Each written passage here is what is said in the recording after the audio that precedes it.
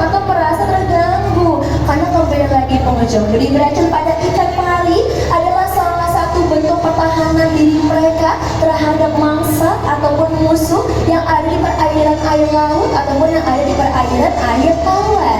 Karena ternyata ikan pari ini gak semuanya tinggal di air laut. Ada juga ikan pari yang berasal dari freshwater, dari air tawar. Jenisnya adalah pari Motoro. Nah, kalau pengunjung mau lihat pari Motoro, ada di SeaWorld Ancol. Adanya di Club Aquarium, dekat dari Aquarium Jellyfish. Pengunjung nanti dapat lihat ya. Jenis dari ikan pari yang berasal dari freshwater, dari air tawar tersebut, jenisnya adalah pari Motoro. Kita sama-sama tuh, besar sekali ikan parinya. Nah, di sini selain ada ikan pari, ada juga ikan air laut lainnya. Kita sama-sama. Yang warna siripnya kuning, jenisnya adalah ikan butana. Kalau yang warnanya silver tuh di atas sana, ukurannya cukup besar ya. Jenisnya adalah ikan kue gerong. Biasa lebih dikenal sebagai ikan cili atau giant trevally. Nah, di sini kita sama-sama nih. Ada juga ikan yang lagi diem-diem aja nih di terumbuan karang. Ikannya mirip kayak batu ya, karena lebih banyak menghabiskan waktunya berdiam diri di area terumbuan karang pengunjung. Ada yang tahu nggak namanya ikan apa? Hah? Ikan apa? Ikan batu, enggak ya? Namanya adalah ikan kerapu. Nah, ini ikan kerapu pengunjung, jenisnya adalah kerapu lumpur. Selain ada ikan-ikan, di sini juga ada hewan reptil laut tuh, kita lihat tuh. Hewan reptil laut berkaki 4, punya tempurung, punya rumah di atas tubuhnya. Ada yang tahu namanya biota hewan apa? Apa namanya? Kura-kura atau penyu? Penyu atau kura-kura? Apa tadi namanya? Namanya penyu. Nih ada hadiah buat kamu nih di depan sini. Terima kasih ya sudah bantu jawab. Betul, namanya adalah hewan reptil penyu pengunjung yang tinggal di Akuarium Utama SeaWorld Ancol. Nah, kalau kita sama-sama ya, penyu sama kura-kura itu dua biota yang hampir mirip bentuk tubuhnya. Tapi penyu sama kura-kura beda atau sama? Beda. Bedanya apa? Tahu nggak? Nah, bedanya apa? Dari kakinya yang pertama kali bisa kita lihat. Kita sama-sama lihat ya.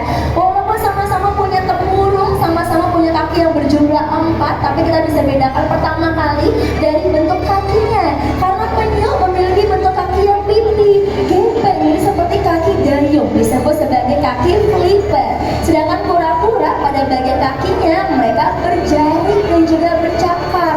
Selain itu, penyu ini habitatnya, tempat tinggalnya tadi di air laut atau di air asin. Sedangkan kura-kura mereka berasal dari perairan air tawar, freshwater, seperti sungai, danau ataupun rawa-rawa.